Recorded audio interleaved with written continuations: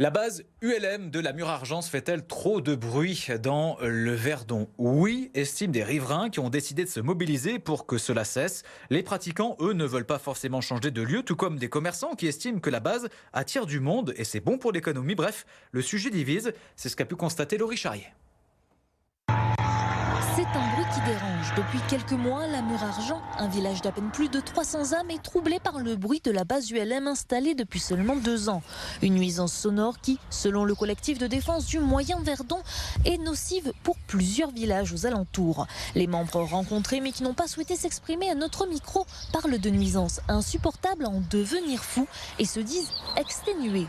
Mais lors de notre passage dans le village, les habitants que nous avons rencontrés étaient favorables au maintien de cette activité qui empêche la commune de devenir un paisible dortoir.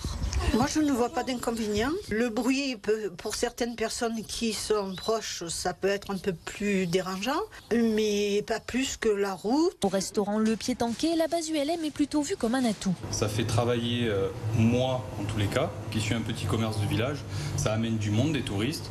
Ça peut faire travailler d'autres personnes aussi. Face à cette situation, le président de l'association Les Ailes du Verdon regrette un manque de dialogue et met en avant l'utilité de son activité. Avoir un terrain dans nos montagnes où un appareil en détresse puisse venir se poser, c'est une sécurité, c'est un terrain qui sert aussi à nos forces armées. Donc, j'hésite pas à dire qu'on est réellement d'une utilité publique. Notre intention, c'est de vivre avec notre vallée, c'est certainement pas d'ennuyer les gens gratuitement. De son côté, le maire propose de réguler le nombre de vols et les horaires. Mais pour le collectif, il n'y a pas d'autre option que la fermeture pure et dure de la base.